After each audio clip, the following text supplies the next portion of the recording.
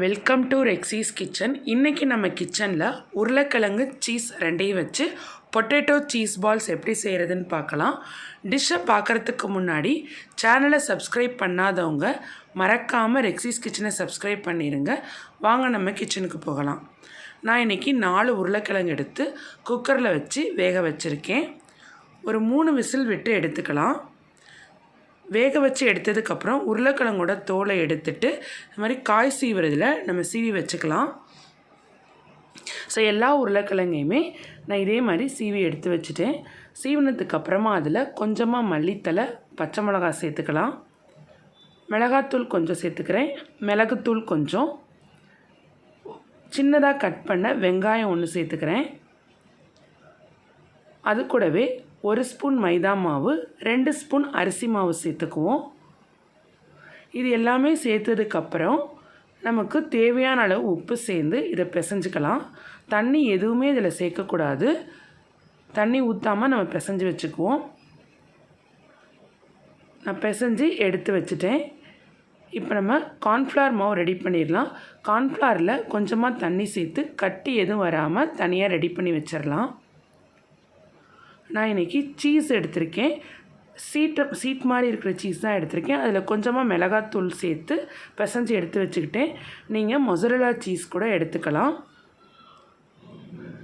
Cheese எடுத்ததுக்கப்புறமா நம்ம உருளைக்கிழங்கு பிசைஞ்சு வச்சுருந்ததை இந்த மாதிரி உருண்டையாக உருட்டி எடுத்துக்கிட்டு நடுவில் இப்படி தட்டிட்டு அதுக்கு நடுவில் நம்ம சீஸ் வச்சிடலாம்.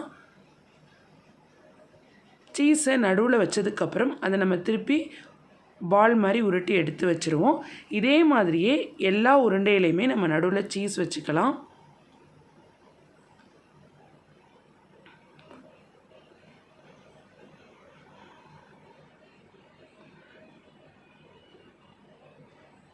நான் எல்லா பால்லையுமே சீஸ் வச்சு எடுத்து வச்சுட்டேன்.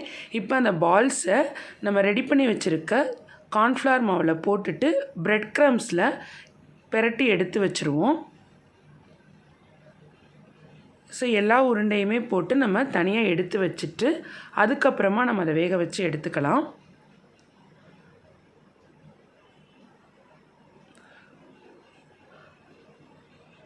இப்போ நம்ம அடுப்பில் சட்டி வச்சு எண்ணெயை காய வச்சிடலாம்.